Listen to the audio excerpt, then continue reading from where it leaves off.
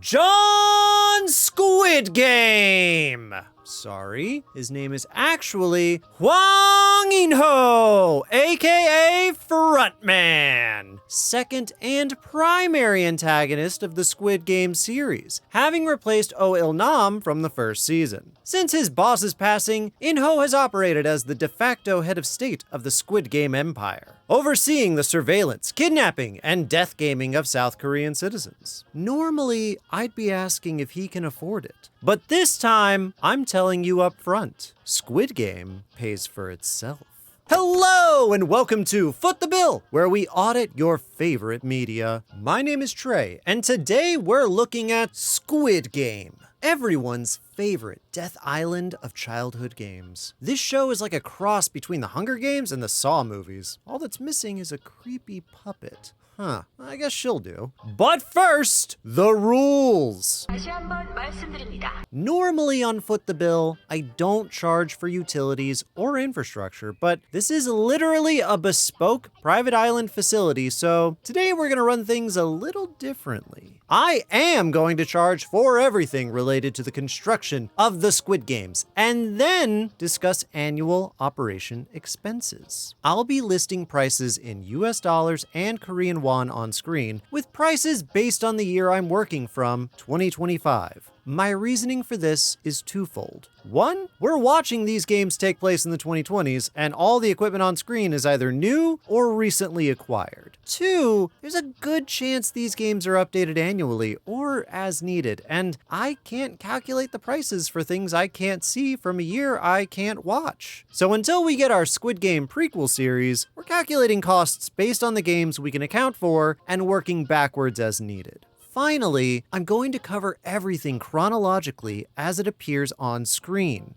Mostly. This means major spoilers for seasons 1 and 2 of Squid Game, as well as some speculation for season 3 at the end of the video. But I'll be keeping most plot points secret so you can still go back and enjoy the series, which you absolutely should do. Ever since the first episode of Squid Game, I've been assaulted with questions, racking my brain to figure out just how much it costs to build a debtor's resort and the logistics involved with its guests. And color me surprised when I discovered that for every brick and camera and tracksuit and bullet on this island, not a won had to be spent from outside accounts. Do I have your attention now, Mr. Beast? Because this is how you Squid Game. And if this sort of thing piques your interests, consider subscribing. It helps the channel so we can keep doing what we love to do. So, how much does it cost to build and operate an island of misfit toys for all the indebted girls and boys? Can these men masquerading as morally magnificent monarchs manifest money-hungry maladaptive miscreants in match-based machinations? Or do they bankrupt their belligerent businesses over boasting bestial bestings of brother against brother? Let's find out.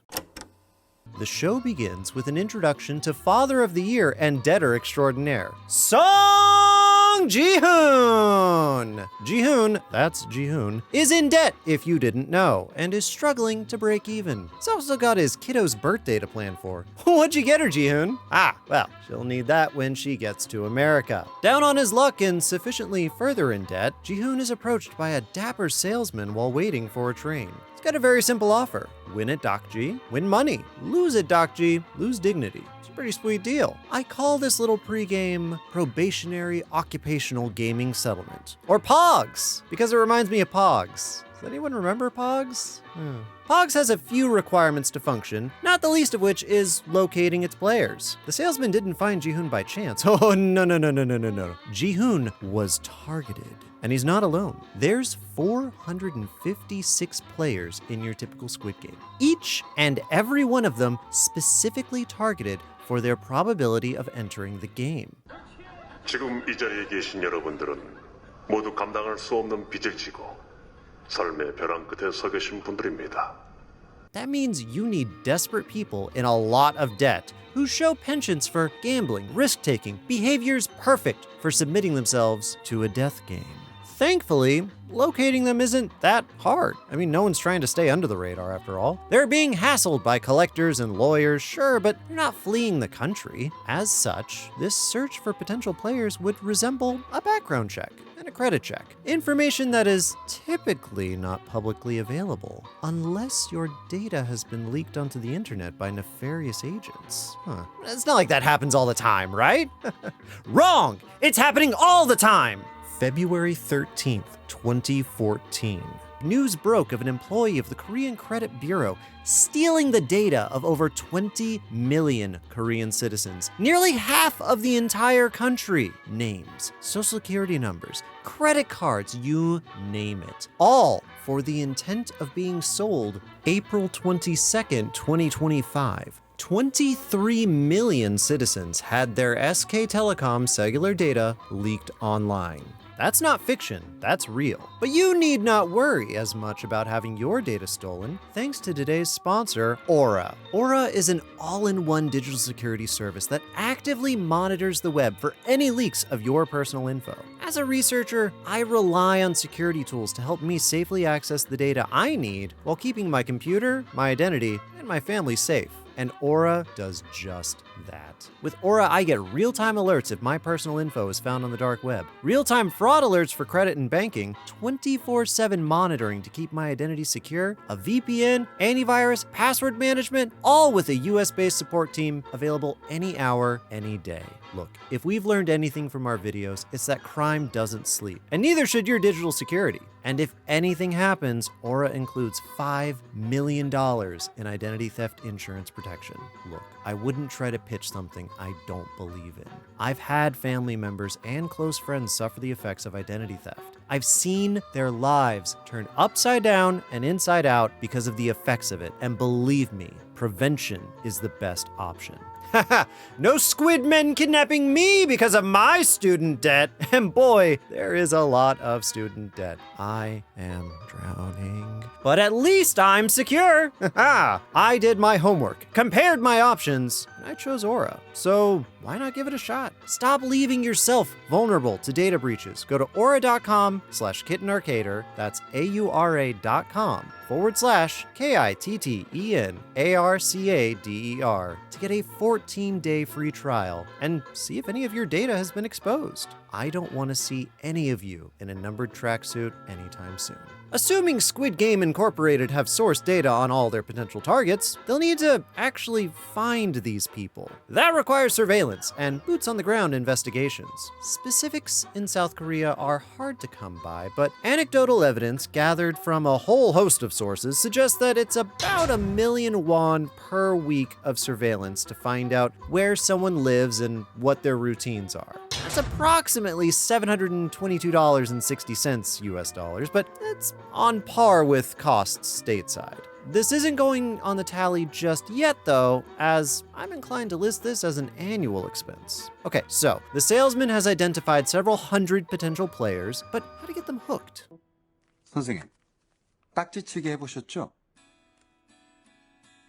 저랑 딱지치기를 하셔서 한 번 이기실 때마다 10만 원을 드리겠습니다. That's right, dakji! Smack a square of thick paper with another square of thick paper, and if it flips, you win. Neat. The material costs here are about as low as it gets. I mean, it's paper, isn't it? More expensive are those business cards, since he's got to hand them out to every single player he recruits, so charge for that. There's also his nice suit, super snazzy briefcase. It's pretty bog standard. I'm inclined to pass on the suit, because who doesn't want to dress themselves nicely? The briefcase, though, is fitted to have our dakji squares and a stack of money. Speaking of money, that there's approximately 11 million won based on the bills that we see and how it's stacked. We have to assume he's got 11 million won per recruited person on hand. It's about 5 billion won total, but again, I'm not going to charge for the cash. Not yet. Don't worry, we'll get there. I promise. Now, I will be charging for the salesman's sidearm, a Smith & Wesson Model 19. This handy handgun gets a lot of play in Season 2, alongside some more personal purchases. At some point in the future, the salesman will hold a couple of his own stalkers hostage in a personal game of rock, paper, scissors, gun, but that won't be included here. Yeah, you heard me. I'm not charging for the gags. Goofs only. Okay, our salesman has successfully recruited 456 players, but we still need to get them to the island. Gentlemen, behold! A literal fleet of 2015 Hyundai Grand Star X vans. Oh, oh, oh! Retailing for $30,000 each at launch, this is great value for four-wheeled people stealers. Based on the headcount of fellow gamers when Ji-hoon gets picked up, I estimate John Squid will need to have purchased 114 vans to transport all 456 unconscious players. That's right, unconscious. And we should talk about that. You see, knockout gas is a favorite tool for movies and TV shows, functioning as a reliable means to safely knock out anyone in a room. Unfortunately, real-life equivalents are rarely so safe. Yeah, historically, attempts at using knockout gas have not gone well for the targets. The Chechen hostage crisis of 2002, the Bolivian attacks in 2009, or the controversial caravan robberies of 2014 all involve some form of unknown knockout gas. But for the effects seen in Squid Game, we're going to look at the Chechen hostage crisis of 2002. For 4 days in October of 2002, over 900 people were held hostage at the Dubrovka Theater in Moscow, Russia. The attackers, a group of Chechen separatists, were deeply embedded in the building, having blocked doors and set up numerous explosive devices. Now, at some point during the siege, the Russian government pumped an unknown chemical agent into the building in an attempt to disable the hostage takers. Believe it or not, the whole thing was broadcast live from inside the auditorium. And the knockout gas worked, to an extent. Complications arose for multiple victims inside the theater, and medical attention was, according to many reports, spurious. The Russian government reported that the gas used was Kolokol-1, a synthetic opioid like fentanyl, dissolved into a halothane base, which was a former Soviet sedative. There's a few theories floating around as to whether that's accurate or not based on autopsies done, but regardless, on paper, it's a good fit for what we might be seeing in Squid Game, assuming that driver is also a trained medic. Now, dispersing the gas inside the car requires changes made to the ventilation system of the vehicle, a reservoir for the compound, by a magnitude of our entire fleet of vans. It's not cheap, but, well, that's mass production for you. Of course, 114 vans can't swim on their own. They need a ferry. Hey, listen!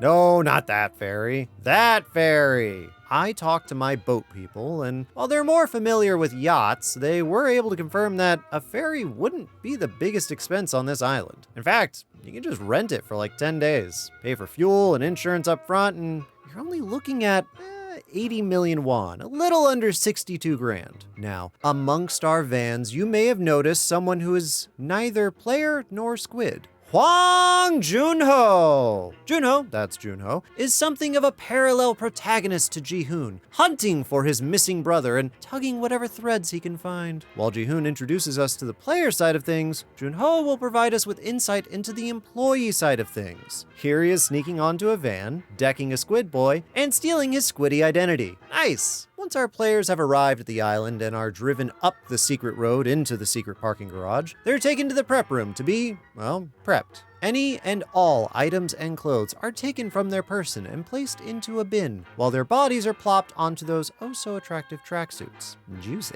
In Season 1, these suits had a single patch to designate their player numbers. By Season 2, these suits were updated with a second patch location for special voting purposes. As such, it's fair to say that suits and patches are purchased every year, likely 500 to an order to account for quality control. Finally, our players are permitted to wake up in the dormitory. This is where they'll spend most of their time during their stay on Squid Island. Their bunk beds are pretty cool. In the show, it looks like they're like those scaffolding shelves you'd see at Home Depot or Lowe's, but with built-in ladders. The best real-world example I could find are these military bunk beds, which makes sense for Korea given its geopolitical status with its neighbor to the north. Actually, a lot of what we'll be seeing here will likely be reminiscent to anyone who spent time on a military base, especially considering that military service in Korea is mandatory. However, these bunk beds come with some special surprises. Each and every one has a little tiny camera pointed at the player inside.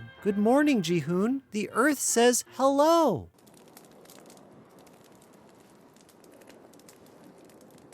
Elsewhere in the room are 10 security cameras with thermal imaging. I found these to be a good fit and readily available in Asian markets, as well as 10 loudspeakers for announcements. Above the entrance to the dorm is a huge TV, very likely the 110-inch mega screen from Samsung, aptly named The Wall. Do not let Pink Floyd anywhere near that thing. It is way too expensive. Beneath the wall is a very incredibly big honkin' timer for timing things. And descending from above, like Korean Jesus, is another Pink Floyd reference. The largest acrylic pig any of us have ever seen, flanked by spotlights, affixed to a hoist. This piggy bank of inordinate size is the intended goal of every player down there. Bask in its wealthy glory. 참가자 한 명당 걸려있는 상금 액수 1억. 따라서 255개 상금이 돼지 점통에 적립되었습니다. An acrylic chute lowers into place and will pump money into the piggy bank over the next few days every time a player has an oopsie. The last player standing will win 45.6 billion won, or around $33 million US. The rest of the room has a pretty basic aesthetic. The whole place feels like a school gymnasium or the YMCA, though a few changes do take place between games. In Season 1, the floor is just polished concrete, and the walls feature murals hinting at the games ahead. By Season 2, this floor has been replaced with very large illuminated inset symbols, an X and an O, related to voting that takes place after the games to determine if people want to leave. And sometimes they do, but sometimes they come back. Also in Season 2, we get some updated murals on the walls, though not all the activities depicted have come into play as of writing. A highly surveilled dormitory is nothing without an equally imposing surveillance and control room. 36 stations modeled to look like arcade cabinets control the lights, sounds, and cameras across the entire facility. It looks like the red stations control higher functions of the facility, yellow and blue control lighting and movement, and the green stations are all camera surveillance. Around the room near the ceiling are 12 more Samsung walls, allowing for a panopticon of surveillance. Even the floor isn't wasted, with a raised platform depicting every player's face and number illuminated or dimmed based on their current health status. At the back of the room, the frontman or the officer control the master systems and monitor the facility, ensuring everything goes according to plan. The control room is connected to the facility via an elevator, and this gives us some insight into just how extensive the entire island compound is. I count 7 floors, each represented by a color on the elevator panel, accessible from the control room. However, there could be more floors that we don't see. The frontman, that's the frontman, is currently headed upstairs to his private quarters. Fancy digs. This apartment is pretty extensive, has its own bedroom, bathroom, archive, a sitting room to contemplate the iniquities of the world. It also features a neat little entertainment system that I first saw on Tecmone, Bandai's Little Jammer system. It's a fascinating music player, and it's hard to get a hold of now, particularly the model featured in the show. Also, the real version doesn't sound nearly as good, but I'll link a video someone uploaded 12 years ago, as well as the Tecmone breakdown. Right, so once you've got your frontman settled in and your players are waking up, it's time to shuffle them through the grand centerpiece of this whole experience, the staircase. At the base of this 7-story staircase is a series of selfie stations ready to snap the souls out of the players. Say cheese! We get a decent close-up of the lens used here. It looks like a nice Canon prime lens, and as such, we can charge for a DSLR mounted above a screen, a speaker, the flash LEDs to either side, all housed within a decently thin panel. The floors of the stairwell feature a number of lighting fixtures. Looks like 10 security cameras per floor, but it's also worth talking about this structure itself.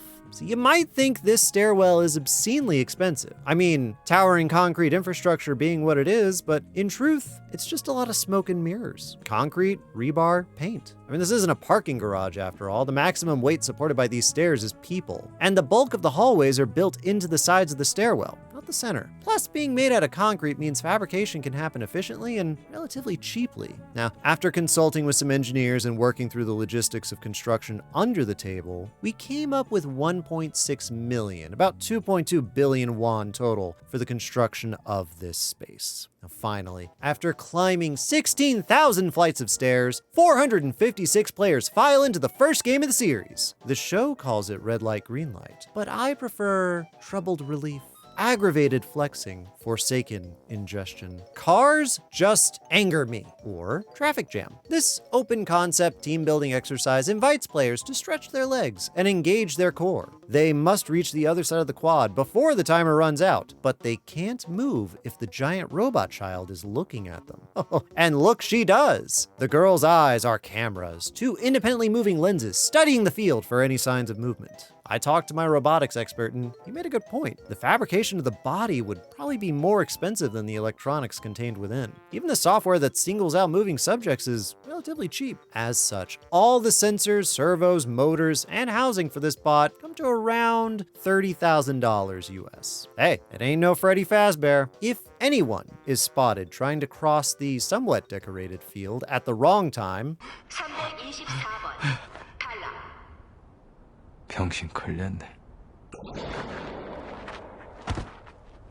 they are capped by one of the 14 snipers positioned high above. You know what? I think I've changed my mind. This game is now called Pop Goes the Weasel. Those rifles are H&K PSG-1s, which retail for around $10,000 each. Big money for little targets. The rest of this space is taken up by that absolutely awesome retractable roof. It reminds me of what we have in Houston. Not that I'm going outside to see it. It's too hot. No thank you. As for the cost of that roof, it's at least $25 million.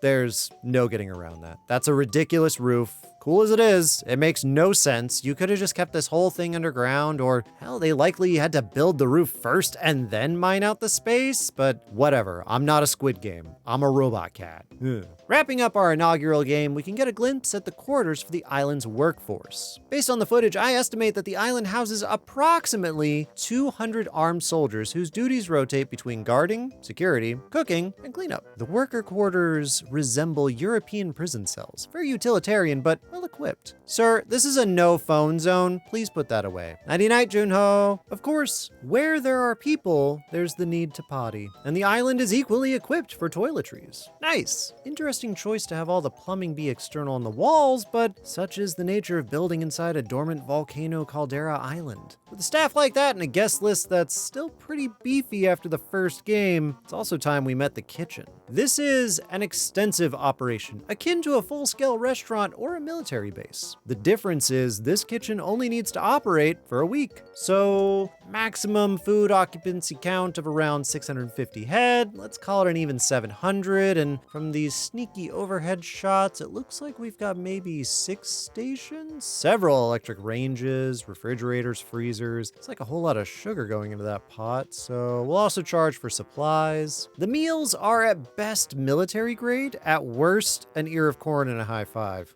It's pretty cheap when it comes to meal cost per person, and that includes all custom labeled foodstuffs. Oh. The next morning, our players rise nice and early for a special treat. Recess! Haha! This room makes me feel like I'm in Codename Kids Next Door. What's this? Why, this isn't just recess. It's snack time, too! I present to you childhood obstacles, obscure kinks in escape. Concentrate, release is slipping past. Or Cookie Crisp. God, I'm hungry. Oh. The objective of the game is simple. Remove the shape from the cookie in the time allotted. The cookies are delivered in tins, and assistance arrives in the form of a needle. Let's see what we've got. Ji-hoon's childhood best friend, Sung-woo, that's Sung-woo, got the triangle, nice. Ali, that's Ali, got a circle.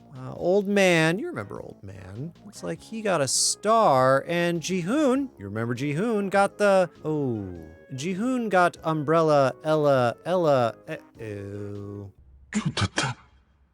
Oh-ho, it looks like Stress has unlocked a new strategy. Well, while he's licking the crisp out of that cookie, let's talk about the rest of the room. The decor is decidedly playground, though it seems to be scaled up by 1/3. Art director Chae Kyung-sun wanted to invoke a feeling of being small, and it worked. In real-world terms, we're looking at bespoke equipment, but not out of reach of reality. Custom playground equipment fabricators can manage this sort of design quite readily. This is also where we get a decent look at the Squid Goons kits, notably H&K MP5A3s and body cams to keep a closer eye on contestants. No cheating! These kits reappear later on, so I won't include them in the tally for this game.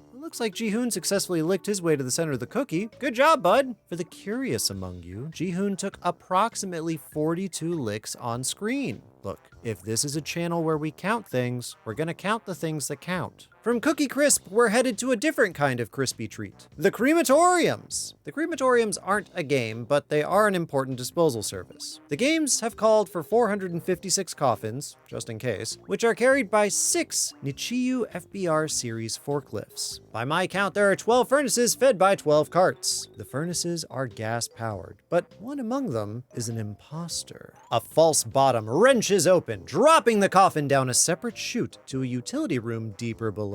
You see, the occupant of that coffin isn't dead, but they're going to be soon. That room reveals a deeper conspiracy on the island. Organ harvesting! Ha-ha! This operation is pretty low-key. Extra costs include some coolers to transport organs that have been harvested.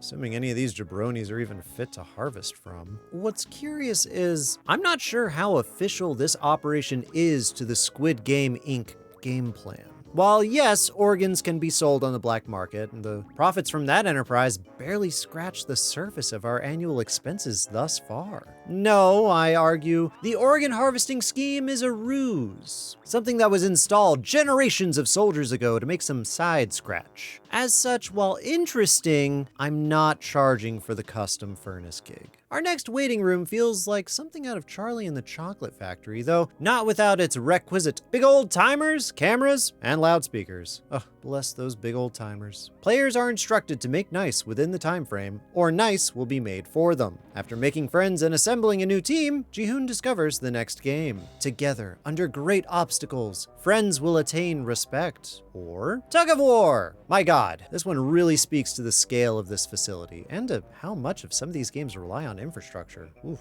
The players are separated into teams, suspended some 40 feet above a concrete floor. Another 40 feet above that, 2 large yellow platforms on scaffolding tower overhead. Between the 2 platforms is what we in the business call the void. The object of the game is thus: 8 teams of 10 players face off against each other. Players' wrists are shackled to a rope. Once one team drags another off the opposing platform, a guillotine severs the line, dropping the losing team down to the concrete below. After each match, the bodies are cleaned up and the blood is power washed away. So, Ji-hoon, will your team of elderly and religious and snarky North Koreans handle the— Oh, you won. Well then, I guess you do show up in Season 2, so your victory here makes sense. Great job. You guys did make a better decision next time. Great job. Our organ harvesting scheme comes to a head with the introduction of a secret escape tunnel for VIP guests, leading to a secret scuba cave. No charge for the explosives. There's every chance they were leftover materials from the construction and mining of the island, which will get tallied. Junho, you remember Junho, has been drafted into organ recovery duty. And please do not let any of this deter you from being an organ donor. Anyway, the cave itself is decently lit, but with little infrastructure to it. Along a wall are 7 scuba tanks, regulators, masks, wetsuits, fins, buoyancy controls, and DPVs, or diver propulsion vehicles. Junho plays Pop Goes the Weasel with his coworker, ascends the ladder into the frontman's quarters, and finds out his missing brother In-ho won the 2015 game, and then proceeds to dip out. After the repo men were caught cheating, there's 39 players left and another game on schedule. We're taken to what I believe is the same white waiting room where players are made to pair off, with any leftovers being taken out back apparently. The next game is revealed. Maybe animosity runs bloodless. Let equality survive. Or marbles, a sunset neighborhood, soft lighting and gentle vibes of a late afternoon. Each player is given a bag with 10 marbles and a task. Get their opponent's marbles in 30 minutes or less without using violence. First player to 20 marbles in each duo is the winner. The games are entirely up to them. This episode is gut-wrenchingly sad, and I think that's in part to how domestic and familiar this setting looks. We've spent so much time in strange Wonderland-like spaces. This feels immediately like home, and for some, the illusion is rather strong. 이 골목이 맞는데 우리 집이 어디 갔지? 영감님, The only real tools to this game are the marbles and bags for 38 players. The rest is timers around the room, lighting, set decoration, and security cameras. The body cams from Cookie Crisp would make a return here, as well as the MP5s, but other than that, this is really an exploration of the players and what they're capable of when violence is stripped away. After all, remember, violence is not permitted in this game. After breaking our hearts and saying goodbye to old man Il-nam, that's Il-nam, the game ends. Ji-hoon is traumatized. We're all traumatized. Everyone is sad. Everyone except the lunatic who got saved because she didn't have a partner. Hooray! We're informed that the super sexy secret VIPs will be arriving soon to watch this year's final games play out in person. Junho has just enough time to play hide and seek with the frontman before the VIPs start landing. Welcome to Jurassic Park.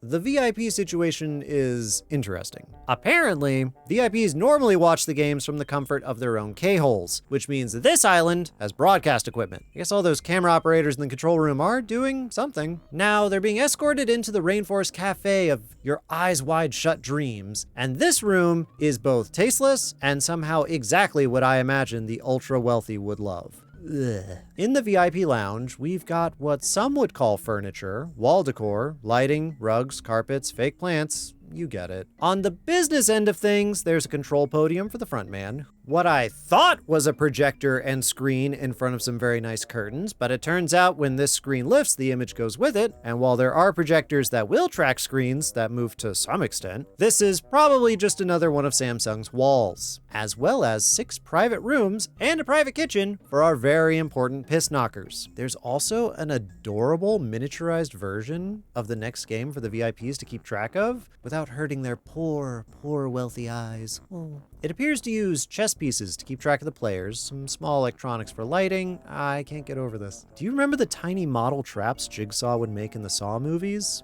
I miss those. Take me back there. But as of recording this, guess what? The Saw franchise was just bought by Blumhouse. So depending on where you're standing, that's either the best news or the worst news. But it does mean we get more Saw. Ha ha! Our players file into the staging room. I think we've seen this one before. This time featuring a selection of mannequins with numbered vests. But it's the upscale version of that cute little death trap that's really worth our attention. I present to you the incredibly impressive Heavenly Overtures, Pontificate Suspended Consciousness, Only True Chaos Harms, or Hopscotch! Pushing the scale of the Squid Game operation even further, this room has been designed to resemble a tightrope act at a circus. Suspended in the air between the entrance and the exit is a bridge of panes of glass, some safe, some deadly. The safe glass panes are tempered, while the unsafe ones are untempered. We've also got the metal frame of the bridge itself, all that ridiculous lighting, a couple of very big old timers, the circus tent ceiling, as well as that baller chandelier, and of course, cameras. Players must choose a path through the panes of glass. They have 16 minutes to cross. Failure to cross in time will result in all panes of glass shattering and all remaining contestants expiring down below. All right, let's see how many. Oh God! So many dead. Oh dear. Well, and that leaves us with 3. Ji-hoon, you remember Ji-hoon? Ji-hoon's childhood friend Sang-woo, oh yeah, and the very quiet northern girl Se-byok. That's Se-byok. I'm sure they'll all be fine. After all, they've got a fancy dinner to attend. Se-byok? You good? Oh yeah, she's good. Okay. Elsewhere on the island, Junho is fleeing the frontman to parts of the island unknown. The frontman is closing in, cornering Junho on a widow's peak high above the roaring ocean. Junho shoots the frontman, wounding him. The frontman approaches, suggesting Junho stand down and return to the compound with him. Junho refuses, demanding to know his identity. Finally, the frontman removes his mask, revealing he is Junho's brother, Inho. He beckons for Junho again, but Junho declines. So Inho shoots him, plunging him into the ocean. Bye, Junho. Man, that's heavy. Down below at the dinner special, we've got some big old tables, some big old tablecloths, some very nice cutlery and plates, the food itself, and everyone gets a fancy suit. Neat. Just don't get any of the sauce on your suits. Oh, Sae-byeok, what did I just tell you? The next morning, it's revealed that Sae-byeok's tummy hurt and she couldn't compete. So it comes down to Ji-hoon and his childhood best friend Sang-woo, you remember Sang-woo, playing the last game of the season.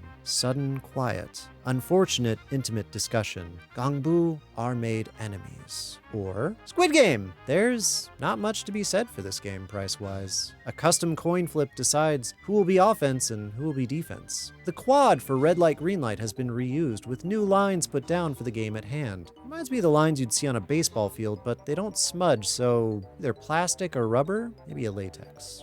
High above, the VIPs watch from a subdued lounge. The frontman, now revealed to be In-ho, watches with them. Rain begins to fall as two friends devastate each other. Finally, Ji-hoon bests his friend but spares him, thrusting his knife into the mud. Sang-woo, recognizing what awaits him, puts the knife through his own throat, ending the game for Ji-hoon. The final control center worker leaves his station. Sang-woo's portrait goes dark. All 45.6 billion won have been lowered down for the final player, Ji-hoon. We catch up with frontman In-ho, you remember In-ho, toasting a bound and blindfolded Ji-hoon in a very nice limousine, a 2011 Chrysler 300C stretch. Ji-hoon doesn't appreciate being a winner for some reason, and In-ho compares the players, himself included, to horses at a racetrack. We are entertainment to these people, the bread and circuses to a jaded, hungry oligarchy. Ji-hoon doesn't like this reality, and In-ho gasses the cab to end the conversation early. Charge for another gassing system a la our minivans from the start. Ji-hoon is dumped on the sidewalk, a shiny new debit card tossed out with him. Trembling, he finds an ATM and checks the balance. 45.6 billion won. Well, time to bring it home to Mom! Mom? Ah. Well, I guess we can set up Sae-byeok's little brother. That'll work. Ji-hoon completes his hero's journey by embracing his main character energy. New suit, new hair, new Ji-hoon! Except for this nagging feeling. What is that? Guilt? A phone call corrects him. It's injustice he's feeling. Ji-hoon turns and sees the salesman already scouting for the next game. He can't stand it. Something must be done. And then COVID happens, and possibly more games take place while we figure that out, but it's not really set in stone. Can you compete in masks? Do the rich care? Anyway, Ji-hoon now owns a brothel, but it's actually a gun range, and he's hired the gangsters he owed money to hunt down the salesman, you remember the salesman, to get access to the next set of Squid Games. And they do, which is where things get weird. Our two gangster goons track the salesman to a pastry shop where he buys 100 hoppang or jingpang buns. Delicious either way. Bit heavy, but delicious. He then goes to a convenience store and buys 100 scratch-offs before heading off to a park where a large population of people experiencing hard times have gathered. The salesman approaches each one and makes a simple offer: food or scratcher. The experiment shows us some choosing food, but most choosing scratch-offs. In the end, he dumps all the food onto the ground, stomping on it, and chastising those who would choose the scratcher instead of sustenance. 이 빵을 버린 건 제가 아니라 선생님들입니다. I don't know if this is sanctioned squid activities, part and parcel to being a salesman, but it certainly has a price tag. Ji-hoon's goons follow the salesman further into a narrow alleyway where they are quickly drawn into the absolute worst game of rock, paper, scissors imaginable. This whole series of games feels personally designed to please the salesman and his twisted philosophy, so yeah, I'm not charging for it. If you're curious, it was $73 for all the buns and $73 for the scratchers. Those gags will run you about $16. I don't know how much his apartment is, and I shudder to think what he's been up to in there. Dude's definitely a serial killer though, like big Patrick Bateman energy. Ugh. But where is Ji-hoon?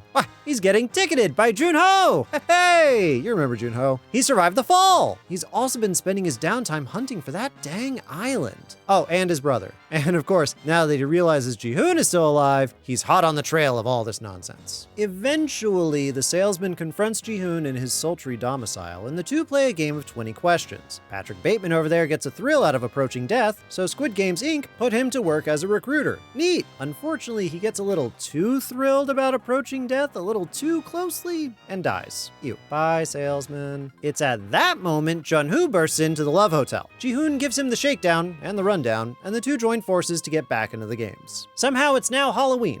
Ji-hoon and the gang have tracked down the game operators to a nightclub. Ji-hoon has a cool tracking device in his mouth to notify his private army of his location, finds some squid goons and follows them out to meet with the frontman. Woo-seok, that's Woo-seok, works for Ji-hoon, but is tased for his trouble. Sleep tight, bud. Ji-hoon enters the limousine, which appears to be the same model from season 1, and talks to a little piggy speaker. Okay, well, that's bespoke, so charge for that. Ji-hoon convinces the frontman to let him back into the game because he big mad. Outside, Ji-hoon's private militia is trailing the limousine before getting their tires popped by snipers high above. Now, those snipers are wielding the same H&K PSG-1s used in red light, green light, and sufficiently take Ji-hoon's gang out of the game. Ji-hoon is once again gassed and says bye-bye to the free world. Parallel to all of this, we have a new character on the inside to give us insight into the operations of the island in Season 2. Kang No-ul, that's No-ul, is a former North Korean defector and current soldier of Squid Game. Based on her interaction in the parking lot, it looks like soldiers are recruited seasonally in a fashion similar to the players. Receive card, make the call, get picked up. In No-ul's case, she arrives at a parking lot with 3 semi-trucks. Inside each shipping container are a number of cells, possibly 10? It's hard to get an exact angle on it. She enters one such cell and begins to change into her uniform as the truck pulls away. Economically, it makes sense that these trucks would be owned by some arm of this organization, but for practical reasons, let's expense them here. If we're assuming 200 employees or so get shipped to the island, we're looking at around 20 vehicles and trailers with isolation cells. Now, presumably, these shipping containers are either shipped to the island or the trucks arrive at the same port as the player's ferry and are ferried over. Either way, it looks like the bulk of the island's force arrives at around the same time as its players. Now, this would minimize unnecessary resource usage outside of game season. Junho assembles Ji-hoon's army and sets to the task of locating the island. So he's been working on that for the last 2 years, scouting every island he can get a hold of at the assistance of Captain Park, a local fisherman who knows these waters very well. Ji-hoon, meanwhile, awakens to find himself successfully in New Game Plus. He's back in his tracksuit in the dorm, with some slight modifications from Season 1. From here, we don't see a whole lot that's new. Yes, the floor and the walls have been redecorated, but I accounted for that earlier. The murals this time around feature what looks like players swinging from spike to spike, a la monkey bars, as well as an extensive checkerboard on the far wall, but nothing indicates the game's ahead necessarily. Speaking of games, after signing their consent forms, the players are funneled through the towering stairwell and into their first game. Red light, green light. We get a fantastic look at the game's court and the retractable roof from high above. Love that. Unfortunately for Ji-hoon, he discovers too late that his little tracking tooth has been emptied. He's fucked, yo. In a twist, he takes charge of the game, instructing everyone how to play in order to maximize the number of survivors. Well, if they listen, anyway. High above, we get a great view of the sniper nests. Again, we already calculated this in the previous season, but now we know who's popping off. It's No-ul. You remember No-ul. Great work, girl. Slay. After the game, the players are permitted to vote on whether they'd like to continue. I love democracy. But what's this? It's come down to a tiebreaker. And the winning vote is, oh my god, it's Inho! Frontman! But wait, if he's here, then who's manning the front? Oh, he upgraded one of the squids from pink and black to black and pink. Right, yeah, that makes sense, okay. I suspect Inho had to show up to balance out Ji-hoon's omnipotence. It's a good thing Ji-hoon has no idea what Inho looks like. I mean, it's not like he knows his brother and at any point could have swapped a photo to be like, hey, keep an eye out for this guy. You know what though, in hindsight, that's not Ji-hoon's only mistake. I'm not sure Ji-hoon should have revealed he knew about the games ahead of time.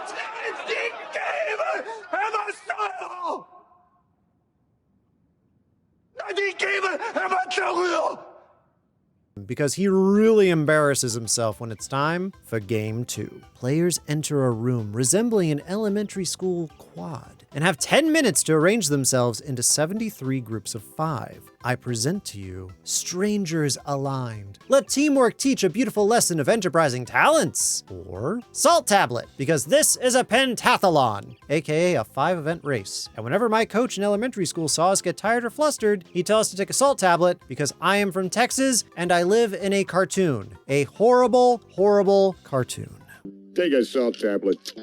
Anyway, 10 cameras are watching 10 desks spaced across 2 large rainbow circles. Players are shackled to each other via the ankle and must divide their 5 games amongst themselves, which they have only 5 minutes to complete. The games are Dakji, you remember Dakji, followed by Flying Stone, which is kind of like lawn bowling, Gongji, which is like jacks, Spinning Top, which is, well, it's the spinning top, and finally Jeggy, which is hacky sack with a very tiny pom-pom. Each of these games features fabricated materials featuring the Squid Game shapes. Based on the sample size seen here, it's pretty cheap to get some prefabricated or custom fabricated pieces from manufacturers in China. The rest of the set has a facade of a school along one wall and surrounded by colorful fencing and cloudy walls the rest of the way. As it so happens, Ji-hoon ends up on a team with In-ho, who very nearly fumbles the bag for everyone, but doesn't. Good job! Shame about those other guys, though.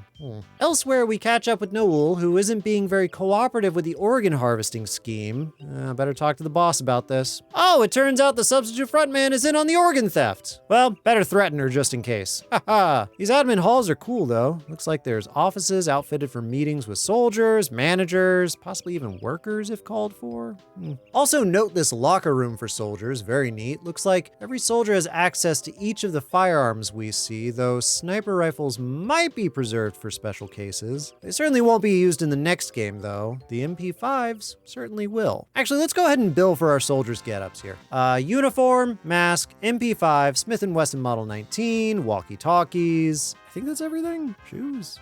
Now, back to the games. In another carnival-themed event, I present to you monstrous, unseemly, song-induced circles, abominable lamentations, chasing humans around into reserved spaces, or musical chairs.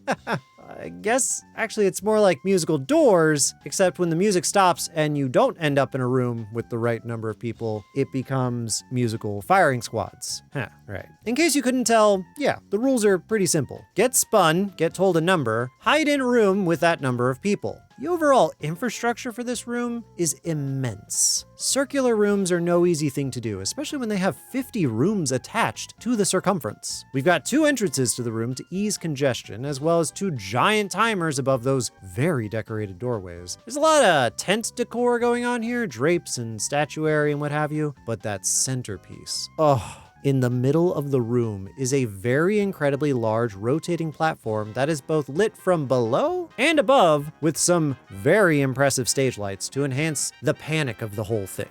Finally, surrounding the periphery of the room are 50 colored doors leading to 50 colored rooms. Each room features a security camera, a timer, and an electric lock on the door that seals the room once said timer hits 0. Phenomenal. Now that we've broken up with the traditional team structure, how are we looking? 100 left alive? Ouch, that's rough. I'd be pissed, personally. And Ji-hoon is! He's so pissed, he decides to stage a revolt and storm the Bastille. Things don't go well, though, because In-ho decides enough is enough and clocks him. As a result, approximately 40 more players pass beyond the veil. Now, from here on out, we're operating off of speculation based on the 3 teaser trailers released in the run-up to Season 3 of Squid Game. Please, forgive me if any of this is wrong or unseemly. Also, forgive any of my Korean pronunciations. But we're doing the best we can with what we've got. So, at some point at the beginning of Season 3, Ji-hoon is delivered back to the dormitory in a coffin. So this is like New Game ++? We then get some footage of upcoming games. The first I call Creative Obstacles Perchance Simplify New Relationships, or Best Buds Erase Relative Schemes, or Cops and Robbers. The game appears to function thusly. Players are shuffled into a room featuring 2 doorways, one shaped like a knife, the other shaped like a keyhole. In the center of the room is a large gacha or gumball machine that dispenses colored vests, red or blue. The red team will be given knives and the blue team will be given keys. Now the blue team's goal is to dodge red team members, open the right door with the right key. The red team's goal is, can you believe it, stab blue team members. The whole thing is set to a time limit with timers frickin' everywhere and appears to take place inside House of Leaves. Someone call up Danielewski. I think we've got a sequel on on our hands.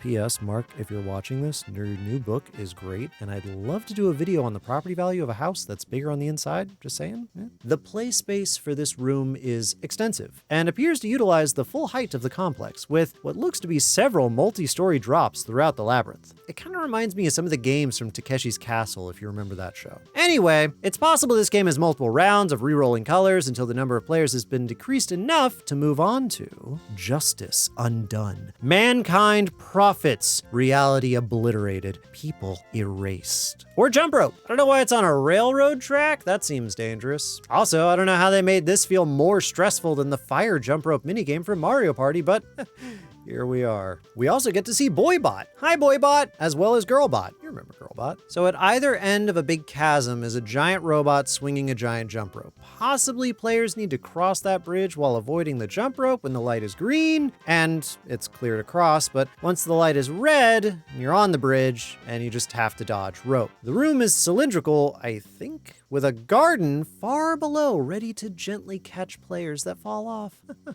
Kidding, it's concrete and they're dead. Elsewhere, we get some shots of the VIPs returning, this fancy round dinner lounge thing, you get it. Finally, it looks like Ji-hoon is making it to the last game, another iteration of Squid Game, possibly? There's this moment when someone steps on a button that changes colors. I don't know, man, I can't do that. Nice suit though, and that's all we know so far, assuming none of this is a dream sequence. Now, for the things on the island that we don't see.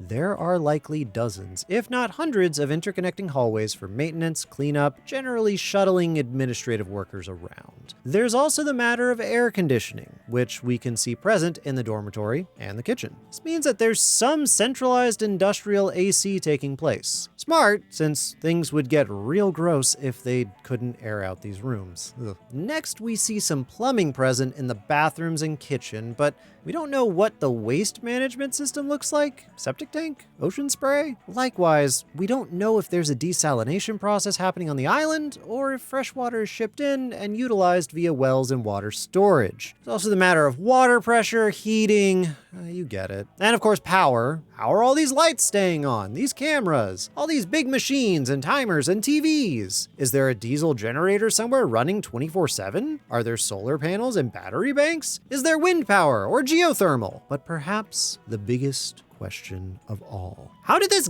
get here? The design of the facility as seen on screen tells us that the entirety of the Squid Game complex exists within the island itself, mined from the very core. Now, this is no easy expense, but you know me, I track down experts in every field to get the numbers necessary to provide the most accurate estimates for these kinds of projects, and Squid Game is no exception. Alex Norgren, sloth enthusiast and professional engineer who specializes in mineral processing and unique technical, economic research and investigation projects just like this, helped us analyze this island frame by frame to determine how it was mined, how much it cost to mine, and how the facility was shaped by that operation. For reference, here's the very real island of Seongbong-ri off the coast of Incheon. And based on this shot of red light, green light, we can place that game's infrastructure here. Now, we know that it goes underground approximately 40 meters, and we know that the players walk upstairs to reach the doors for this room, which means we're looking at a facility that goes at least 80 meters underground. Luckily, this is probably the lowest point in the island, being right on the beachfront, so we can shift the rest of the facility deeper into the island without much fuss. Now, the safest method of mining out the island would be in two phases, starting with the room and pillar approach, that is, carving out large sections of earth and keeping pillars untouched behind to stabilize the ceiling and minimize cave-ins. The secondary phase would be blasting those pillars to collapse ceilings, followed by removing the rubble left behind. Now, what's cool is mining in such a way would control the layout and extent of the facility for structural integrity, as well as establish where the HVAC, plumbing, and power would come from. There's a good chance that most of those systems were installed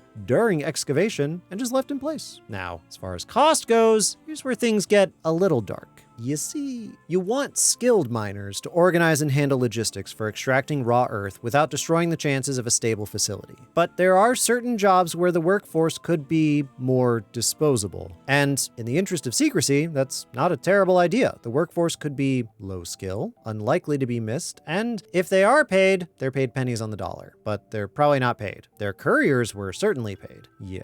This isn't without real-world precedents, and not too far away. In Sainan County, South Korea, it was discovered that dozens of people, mostly homeless or displaced, were kidnapped and forced to labor on salt farms. It's gotten so bad that in April of 2025, that's this year, U.S. Customs issued an order to block the import of salt from Taepyeong Salt Farm in Sainan County. Now, a salt farm and a mining operation are by no means the same thing, but the exploitation of homeless or trafficked labor is by no means an uncommon practice around the world, and judging by the way Squid Game Inc. treats its employees, I wouldn't put slavery outside of their purview. Unskilled labor, putting it lightly, could have been used in any situation where more expensive equipment could be sacrificed. It doesn't shift their construction costs dramatically, but it does save a good chunk of change when it comes to labor. And just to be clear, I don't like it, we all condemn it, and evil businesses do evil. Looking at you, Nestle, chocolatier tyrants. Now, the rest of the skilled workforce is probably coming from China thanks to lower operating costs. Right, okay. Having sussed out the workforce, the remainder of the cost of operations comes down to expenses associated with moving rubble and stone off the island, fuel costs associated with ships that can handle that journey, the amount of time spent on that journey, and the back and forth progress from worksite to offloading. There's also the material costs for rebar, HVAC for ventilation, plumbing, the installation of local diesel power generator for work lights, powering local machinery, you get it. Working around the clock, this facility could have been completed in, well, roughly 4 years. Now, a lot of these calculations come from the early 90s to the early 2000s, and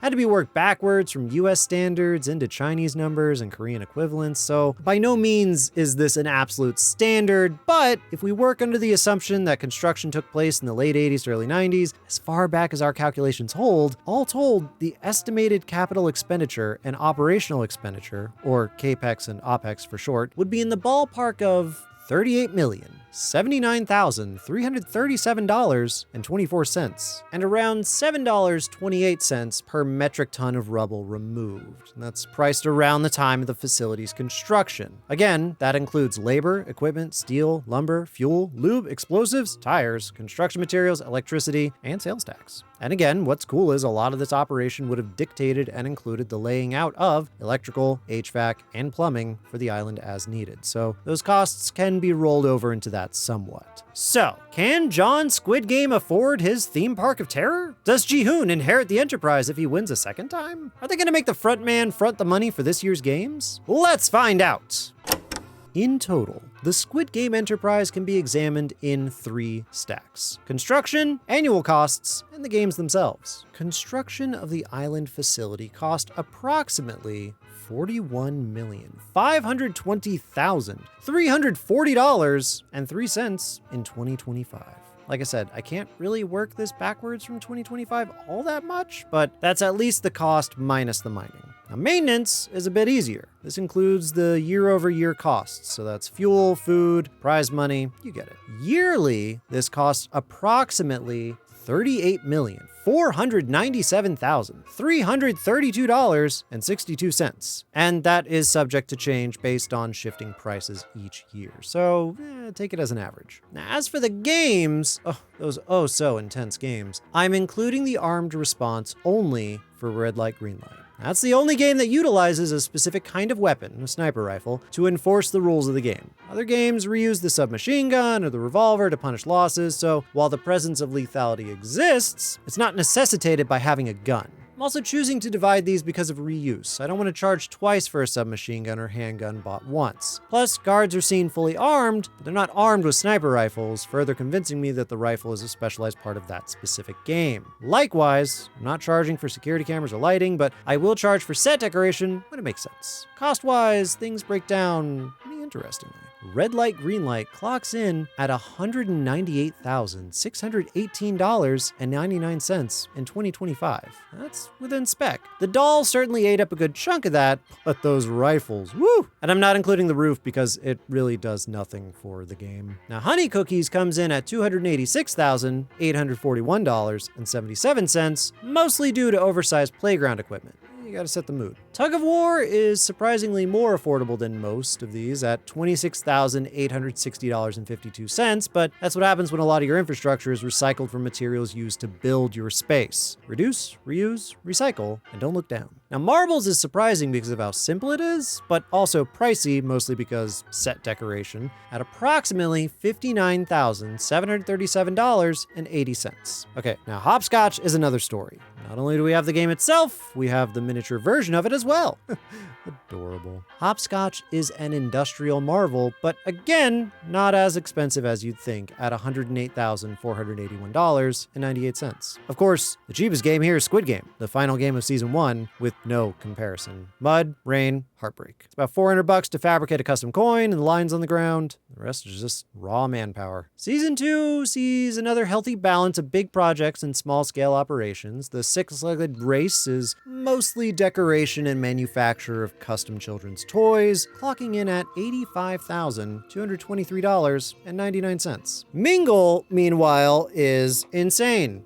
50 rooms, a giant Lazy Susan, the whole shebang. Finding rotating stages, just in general. $1,152,594.98. That's not unreasonable, okay? The final two games we'll talk about, Tag and Jump Rope, are speculative based on what we've seen in the teaser, but I'm confident charging $31,520 for Tag and $93,168.99 for Jump Rope. Now, in total, the games for Squid Game run approximately $2,043,449.02 in 2025. There's a chance some of these are upgraded in the off-season when we're not looking, but since we only have a very thin slice of time to analyze a 40-year-old system, we make do with what we've got. But finally, can Squid Game foot the bill? Well, in order to better understand this empire of death games, we have to talk about the rubble it was built on top of. Literally. You see, rocks are valuable. The rocks, Hank. No, they're minerals. Jesus, Maria. When you dig up the amount of rock and stone required to house Squid Game, you're looking at hundreds of thousands of metric tons of rock.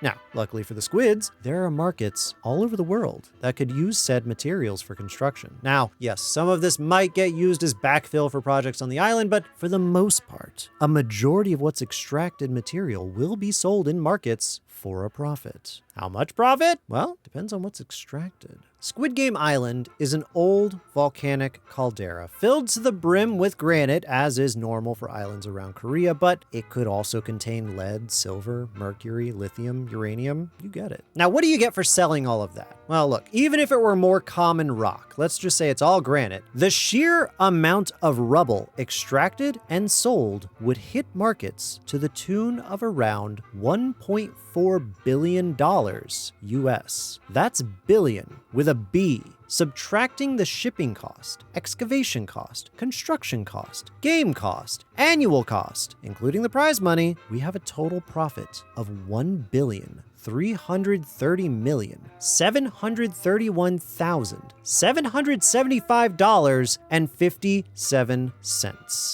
You see, Squid Game Inc. isn't just paying for the games, it's paying for every game played so far. Now, assuming those annual expenses are static, the profits from mining out the island could pay for 34.5 years of games. And that's just assuming the money sits in a big pile somewhere. If you were to put that money into an average high-yield savings account for 38 years, it will have earned $4.5 billion in interest alone. Every year of interest earned on that pile of money is enough to mine out and build the entire island again and again and again. Squid Game isn't just horrifying. It's horrifyingly profitable, and there is some sick poetry to that. This deadly enterprise of the capitalist sickness laid bare, generating so much profit on its very existence, the games themselves mean nothing to the intended audience. When money is no object, suffering is rain, and the wealthy splash in our puddles.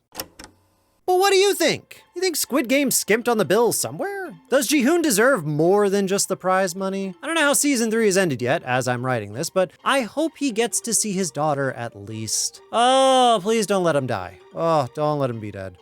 I want to give a huge thank you to everyone who supports us over on Patreon and through YouTube memberships. You crazy kids make these videos possible, and we love coming together for creative community events. I think we're doing fan fiction reading this month, or we've already done it. We'll see. Extra special shout out to everyone in the feet tier. No feet pics with that tier yet, but you do get to hear me shout out your internet name. And thank you again to all of our experts. You can find Alex's LinkedIn info in the description below if you want to contact him for your own private island excavation project. Up next should be, let's see, The Game, Law-Abiding Citizen, and a new episode of Level With Me.